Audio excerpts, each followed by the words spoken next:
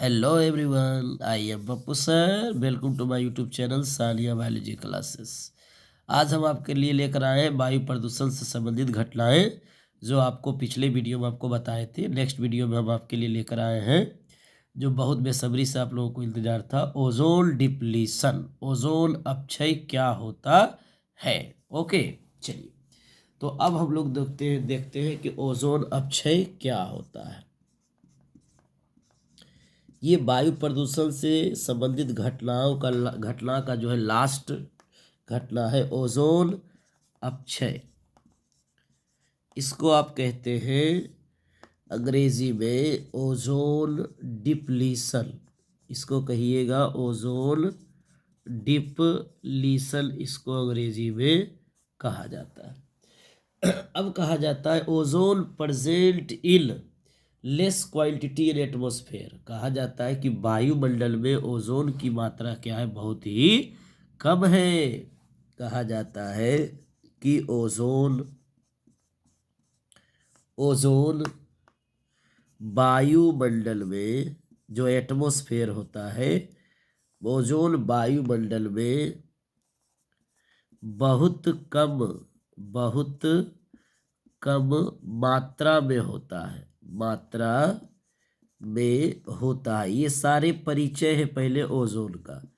बहुत कम मात्रा में होता है। कहा जाता है कि आप देखे होंगे कि जो हाइट होता है, जो इसका हाइट होता है, जितना ये ऊपर होते हैं हाइट इसका, वो क्या होता है कि 16 से 25 है ना किलोमीटर इसका हाइट होता है पृथ्वी से ऊपर की ओर। अब कहा जाता है कि concentration of ozone is maximum in stratosphere. कहा जाता है कि ओजोन की ज़्यादा मात्रा क्या होती है, ओजोन की सांद्रता है ना, ओजोन की सांद्रता ज़्यादा कहाँ पर होती है, स्ट्रेटोस्फेयर पर होता है। स्ट्रेटोस्फेयर पर होता है। कहाँ होता है, स्ट्रेटोस्फेयर पर होता है।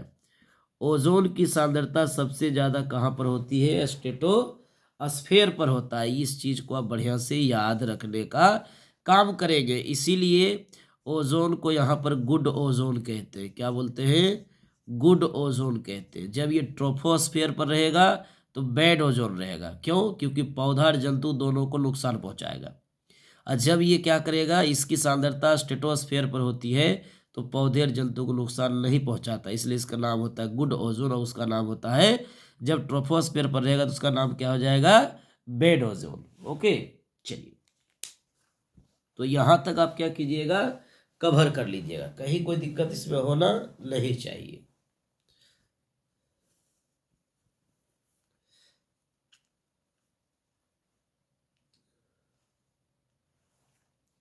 चलिए तो इस चीज़ों को कवर कर ले। अभी ओजोन अपक्षय स्टार्ट ही किए हैं, अभी कंटिन्यू आपका चलते रहेगा। यहाँ देखिए, अब इस चीज को आपको यहाँ पर कवर करने का काम करना है कि जो नॉर्मल टेम्परेचर या जो प्रेशर होता है, वो ओजोन परत के थिकनेस को देखता है। यहाँ पर देखेंगे कि सामान्य तापमान एवं दबाव, जिसको कहते हैं प्रेशर, समान तापमान एवं दबाव ओजोन परत की मोटाई को क्या करता है, कि इंडिकेट करता है। कितना, तो 3 mm होता है ना। अगर सामान्य तापमान एवं दबाव रहेगा तो ओजोन परत की मोटाई कितनी होगी, 3 mm होगी। ओके, अब कहा जाता है कि परंतु हम देखते हैं, परंतु पृथ्वी, यानी कि कह सकते हैं कि परंतु ओजोन परत की मोटाई, परंतु ओजोन परत की मोटाई है ना, क्या होता है, ध्रुव पर देखा जाए, पृथ्वी के ध्रुव पर देखेंगे ओजोन परत की मोटाई तो कितना होगा, 4 mm होगा। कितना होगा, 4 mm। तो हम लोग देखते हैं कि सामान्य तापमान एवं दबाव के कारण ओजोन परत की मोटाई 3 mm है, और जब हम इसको ध्रुव की ओर देखते हैं यानी पोल के तरफ जाकर देखते हैं तो ये 4 mm होता है। ठीक है, चलिए तो अब हम लोग क्या करेंगे, नेक्स्ट डील करेंगे, इसी से रिलेटेड सारे पॉइंट को कवर करेंगे। आप पढ़ेंगे कि बैड ओजोन गुड ओजोन क्या है वो जान गया, बैड ओजोन क्या होता है वो भी आप जानेंगे। ठीक है, ओके। अब हम लोग देखेंगे जिसका नाम होगा बैड ओजोन। क्या होगा, बैड ओजोन होगा। बैड ओजोन ये क्या होता है, बैड ओजोन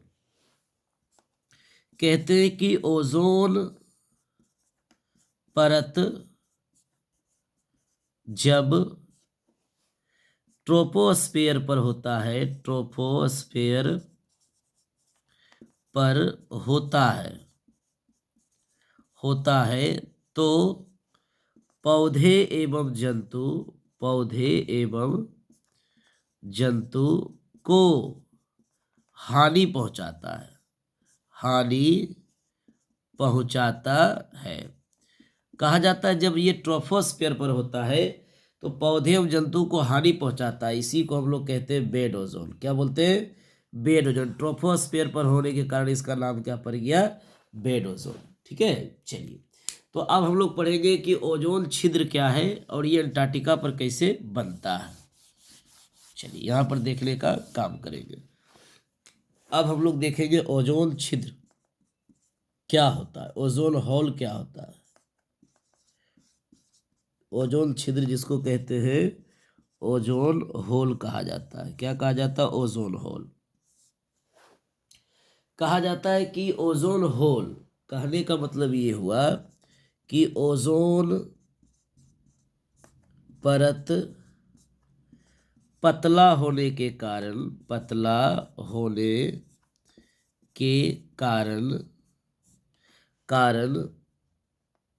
छिद्र बनता है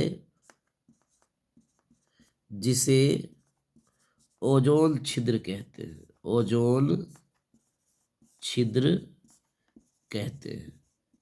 तो ये काफी सिंपल हो गया कि ओजोन परत पतला होने के कारण छिद्र बनाता है। क्या बनता है, छिद्र बनता है, उसी को हम लोग क्या बोलते हैं, ओजोन छिद्र कहते हैं, ओजोन होल कहते हैं। कहते हैं कि प्रथम आविष्कार ओजोन छिद्र का किसने कब हुआ था, प्रथम आविष्कार कब हुआ था, इसको हमको देखना या आपको जानना बहुत जरूरी है। प्रथम आविष्कार जो हुआ था ओजोन छिद्र का 1985 में हुआ था। कहाँ हुआ था, 1985 में। कहाँ पर ये छिद्र देखा गया, तो ओवर अंटार्कटिका यानी कि अंटार्कटिका के ऊपर देखा गया। ओवर अंटार्कटिका यानी अंटार्कटिका के ऊपर ये देखा गया था। किसके द्वारा तो ये भी चीज को याद रखना है, लिम्बस 7 सैटेलाइट के द्वारा। लिम्बस 7 सैटेलाइट, यहाँ पर हम लोग देखेंगे लिम्बस 7 सैटेलाइट द्वारा। तो लिम्बस 7 सैटेलाइट के द्वारा जो है प्रथम बार देखा गया था 1985 में ओजोन छिद्र को। ठीक है, अब कहा जाता है कि किस मौसम में, सीजन में देखा गया था। ये सीजन भी सबसे इम्पोर्टेंट है। तो सीजन था उसका स्प्रिंग सीजन था। क्या था, स्प्रिंग सीजन में देखा गया था। ठीक है, फिर से एक बार इसको समझ लीजिए कि ओजोन परत पतला होने के कारण छिद्र बनता है, ओजोन पर छिद्र बनता है, उसी को ओजोन छिद्र कहते हैं। ओजोन छिद्र का आविष्कार 1985 में सबसे पहले हुआ। कहाँ पर, किस क्षेत्र में हुआ, तो ओवर अंटार्कटिका, अंटार्कटिका के ऊपर देखा गया। ये किसके द्वारा देखा गया था, तो लिम्बस 7 सैटेलाइट के द्वारा देखा गया। किस मौसम में इसको देखते हैं या किस मौसम में ओजोन छिद्र बनता है, तो गर्मी में यानी स्प्रिंग सीजन में बनता है, ठंडी में नहीं बनता है। ओके, चलिए ठीक है, इतना सब कॉपी डाउन करते जाइए, फिर आगे हम लोग ये लिम्बस 7 सैटेलाइट है। ठीक है, ओके।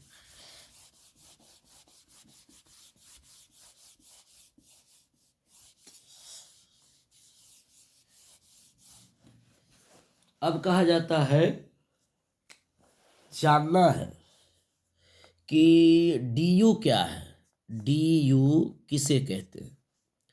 इसका पूरा नाम होता है डॉप्सन यूनिट। क्या होता है इसका पूरा नाम? डॉप्सन यूनिट होता है। ये क्या है? तो कहा जाता है कि ओजोन परत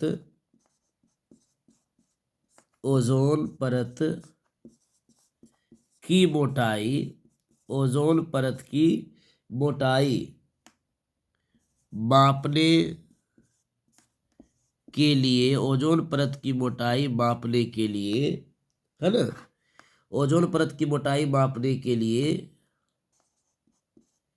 जो इकाई इस्तेमाल होती है, जो इकाई इस्तेमाल होती है, इस्तेमाल होती है, उसे DU कहते हैं। DU कहते हैं, उसे हम लोग क्या बोलते हैं? DU कहते हैं। ओके, चलिए। अब कहा जाता है कि यहाँ पर देखा जाता है कि 1 DU बराबर क्या हो जाएगा? 1 PP हो जाएगा। ओके, तो इस प्रकार से आपको ध्यान में रखना होगा। अब कहा जाता है कि ओजोन परत की जो मोटाई होती है, इसमें एरो एक मारेंगे इसी टॉपिक के अंदर, कि ओजोन परत की मोटाई, ओजोन परत की मोटाई किस पर निर्भर करती है? ओजोन परत की मोटाई जो होती है वो वायुमंडलीय दबाव पर निर्भर करता है। वायुमंडलीय जो दबाव होते हैं, वायुमंडलीय दबाव पर निर्भर करता है। ओजोन परत की मोटाई वायुमंडलीय दबाव पर निर्भर करता है। किस पर करता है निर्भर? वायुमंडलीय दबाव पर करता है। तो ये सबसे बड़ा ऑब्जेक्टिव है जो अभी तक पूछा नहीं गया, इसको जरा ध्यान से दीजिएगा कि ओजोन परत की मोटाई वायुमंडलीय दबाव पर निर्भर करता है। जितना ज़्यादा दबाव होगा उतना ज़्यादा वायुमंडलीय ये उतना ज़्यादा ओजोन परत मोटा होगा, जितना कम होगा उतना ओजोन परत क्या होगा? पतला होते चला जाएगा। ठीक है, चलिए समझ गए। अब नेक्स्ट टॉपिक हम लोग डील करते हैं, ये सारे ओजोन डिप्लीशन से रिलेटेड टॉपिक है। ओके, चलिए। तो अब हम नेक्स्ट हेडिंग देखते हैं, ODS या ODP क्या होता है? ODS या ODP। अब कहा जाता है कि ODS, जिसको हम लोग कहते हैं ओजोन डिप्लीशन सबस्ट्रेट इसको कहा जाता है। यानी कि अगर हिंदी में बोला जाए तो ओजोन परत, ओजोन अपक्षय पदार्थ, यानी जिस पदार्थ से ओजोन अपक्षय हो रहा है उसी को ODS या ODP कहते हैं। क्या बोलते हैं? ODP, इसी को हम लोग कहते हैं। तो इसका ये फुल फॉर्म हो गया। अब कहा जाता है कि क्या क्या होगा? ODS क्या है? तो कहते हैं कि ओजोन से प्रतिक्रिया करने वाले पदार्थ, प्रतिक्रिया करने वाले पदार्थ को ODS कहते हैं, ODS कहते हैं, है ना? इस तरह से लिखेंगे।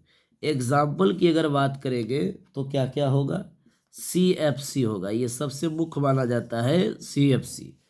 उसके बाद आपका होता है नाइट्रोजन ऑक्साइड। क्या होगा? नाइट्रोजन ऑक्साइड होगा। पहला हो गया CFC, दूसरा होगा नाइट्रोजन ऑक्साइड। कहते हैं कि CFC जो होता है ये 14% जिम्मेदारी देता है। किसके लिए? ओजोन अपक्षय करने में इसकी भागीदारी 14%। इसका क्या है? 3.5%। इस यानी कि इसका कम है, इसका क्या है? ज़्यादा है। ठीक है। उसके बाद कहा जाता है CH4 भी है आपका, CH4 के साथ हेलोजन भी है। क्या है? हेलोजन भी है। हेलोजन यानी कि क्लोरीन को इंडिकेट करता है। किसको करता है इंडिकेट? क्लोरीन को। तो ये CH4 मीथेन और हेलोजन को रिएक्शन कराने पर ये दोनों ज़्यादा मैक्सिमम ODP है। इन दोनों को हम लोग कहेंगे ये ज़्यादा, यानी इसको कहेंगे हम लोग मैक्सिमम ODP। यानी कि मैक्सिमम ODP जो आपका है, मैक्सिमम ODP जो है आपका, वो एक्चुअली क्या है? CFC है। यानी ओजोन परत को ज़्यादातर अपक्षय करने में किसका हाथ है? तो तो CFC है क्योंकि इसकी परसेंटेज ज़्यादा होती है, कोई दिक्कत इसमें नहीं है। अब रही बात मैक्सिमम ODP, ये क्यों है, ये क्वेश्चन आता है। तो मैक्सिमम ODP ये क्यों है, तो क्या कहिएगा कि ये क्या करता है कि कैलोरीन मुक्त करता है। क्या करता है, कैलोरीन मुक्त करता है। यही कारण है कि जो कैलोरीन बनाएगा ज़्यादा, वो समझ जाइए कि वो ओजोन परत को अपक्षयित करेगा। ठीक है, तो वो CFC होता है। सब बढ़िया से कॉपी डाउन कर लीजिएगा। चलिए ठीक, अब हम आपको बताते हैं कि chemical process of ozone depletion या चेन रिएक्शन। बढ़िया से इसको नोट कीजिए, कहीं कोई दिक्कत नहीं होनी चाहिए। ठीक है, ओके।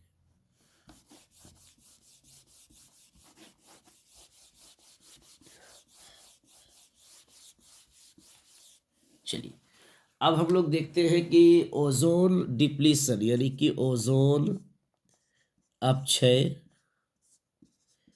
ओजोन अपक्षय के रासायनिक प्रतिक्रिया, रासायनिक प्रतिक्रिया हम लोग कवर करेंगे।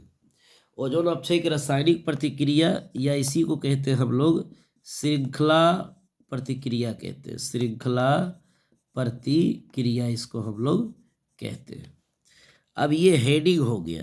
अब कहा जाता है ओजोन अपक्षय के समय क्या क्या रासायनिक केमिकल रिएक्शन होता है या चेन रिएक्शन होता है, इसी को हम लोग को कवर करेंगे। तो कहा जाता है कि यहाँ पर देखते हैं कि एक क्लोरीन यानी 1 क्लोरीन, क्लोरीन परमाणु जो होता है, एक क्लोरीन परमाणु जो होता है वो क्या करता है कि टूट जाता है।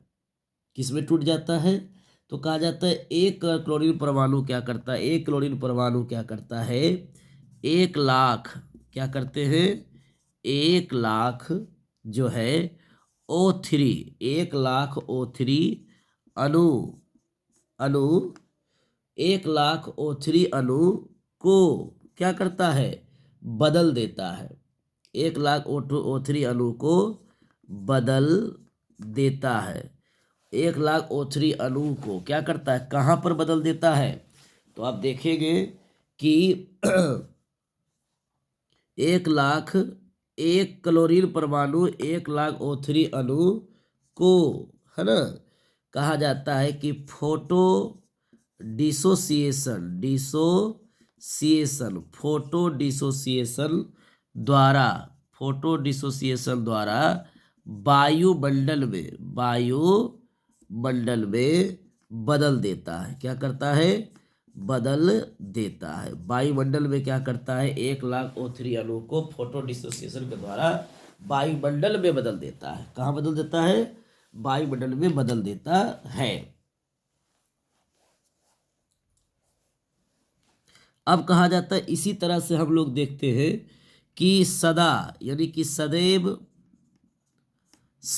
जो CF2 रहता है, CF2 Cl2, सदैव CF2 Cl2 जो होते हैं, या इसको हम लोग CFC12 भी कहते हैं, इस तरह से कहते हैं।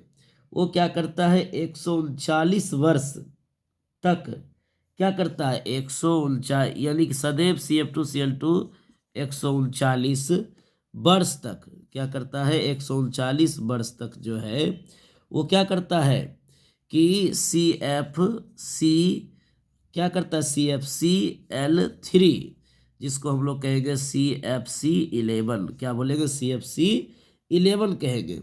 वो क्या करता है 139 बरस तक। अब क्या करता है कि 39 बरस तक, और ये क्या करता है कि 77 बरस तक बनते रहता है। क्या होता है, ये 77 बरस तक बनते रहता है। तो इस चीज़ों को आप देखने का काम करेगा। अब नेक्स्ट हम लोग अभी इसी में कंटिन्यू रहेंगे कि कैसे केमिकल रिएक्शन और ज़्यादा कंप्लीट होता है इसका। आप केमिकल रिएक्शन को इंट्रोड्यूस करेंगे, देखिएगा ज़रा बढ़िया से।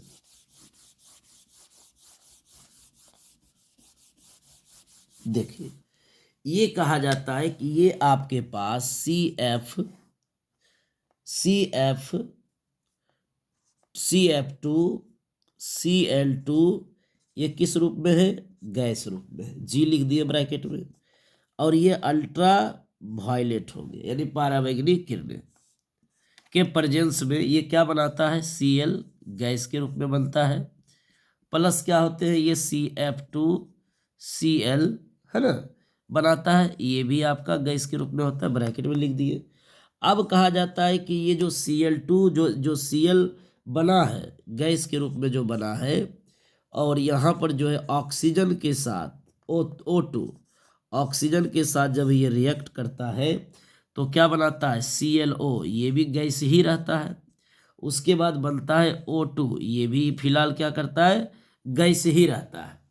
तो यहाँ पर क्या करता है कि इस तरह से आप देखेंगे एक ऑक्सीजन यहाँ पर क्या हुआ है, गायब हो गया। यहाँ पर देखिएगा Cl था, Cl2 था, सॉरी यहाँ पर Cl होगा, 2 कैसे लिखा गया, एक मिनट, यहाँ पर Cl आया था सर, तो यहाँ पर भी Cl होगा ना। चलिए अब कहता है Cl और O2G, और उसके बाद ये क्या रिएक्शन किया था, ClO प्लस O2 बनाया। ओके, अब ClO प्लस O2 जब बनाया है तो यहाँ पर देखिएगा कि अब ये ClO जो गैस के रूप में है, ये ClO गैस के रूप में है, फिर यहाँ पर बचा एक ऑक्सीजन, पहले 2 ऑक्सीजन वहाँ पर था, अब क्या बचेगा, एक ऑक्सीजन बचेगा, ठीक है। तो अब यहाँ देखिए क्या हुआ खेला, तो Cl गैस के रूप में अलग हो गया, उसके बाद O2 क्या किया, ये भी गैस के रूप में अलग हो गया, ठीक है, समझ गए। अब कहा जाता है यहीं पर क्या हो रहा है, ये जो क्लोरीन है ये सक्रिय क्लोरीन है, यही ओजोन अपक्षय करने में कामयाब होगा। ये क्या है, सक्रिय क्लोरीन हो गया, इसको बोलेंगे हम लोग सक्रिय क्लोरीन हो गया। ओके, अब रही बारी की सर कुछ वर्ड है, जैसे कि आपने केमिकल रिएक्शन बताया, आप बताइए कि एरोसोल क्या होता है। एरोसोल, इसको अंग्रेजी में लिखते हैं एरोसोल, ये सभी ओजोन परत से संबंधित टॉपिक है। कहा जाता है कि एरोसोल एक्चुअली हम लोग CFC को कहते हैं, किसको कहते हैं, CFC को। अब कहता है कि ये कैसे रिलीज होता है, कहाँ से आता है, ये सब चीज को आपको जानना पड़ेगा। कहते हैं क्या कि AC जो होते हैं एयर कंडीशनर, AC, उसके बाद रेफ्रिजरेटर जो होते हैं, रेफ्रिजरेटर जो होते हैं, जिसको हम लोग फ्रिज कहते हैं, घर में जो फ्रिज होता है, तो कहा जाता है AC या रेफ्रिजरेटर से, रेफ्रिजरेटर या जेट प्लेन जो हवाई जहाज होते हैं, है ना, हेलीकॉप्टर होते हैं, जेट प्लेन से वायुमंडल में मुक्त होता है, वायुमंडल में, है ना, मुक्त होता है। यानी कहाँ से निकल के वायुमंडल में मुक्त होता है, तो हम जो AC चलाते हैं, हम जो फ्रिज का यूज करते हैं, हम जो जेट प्लेन पर चढ़ते हैं उतरते हैं, इन सभी चीज़ों के इस्तेमाल करने से इन वायुमंडल में CFC की मात्रा बढ़ रही है, क्योंकि इन सभी से ढेरी मात्रा में, यानी कि large amount of CFC release होता है, किससे, इन सभी चीज़ों का इस्तेमाल करने से, जो एक तरह का क्या एरोसोल है, ठीक है ना।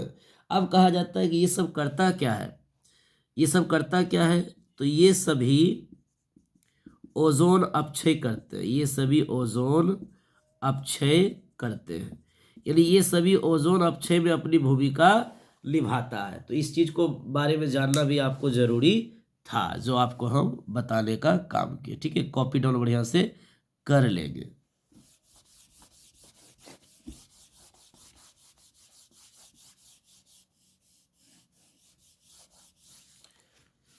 चलिए, तो अब बारी आता है जिसका नाम है ओजोन होल ओवर अंटार्कटिका, एक टॉपिक है इसी से related, ozone hole over Antarctica, over Antarctica. कहते हैं कि ओजोन छिद्र, यानी कि अंटार्कटिका पर ओजोन छिद्र, अंटार्कटिका पर ओजोन छिद्र क्यों बनता है, इस टॉपिक को आप पढ़ लीजिए, तो ये क्वेश्चन आपका कंप्लीट हो जाएगा कि अंटार्कटिका पर ही ओजोन छिद्र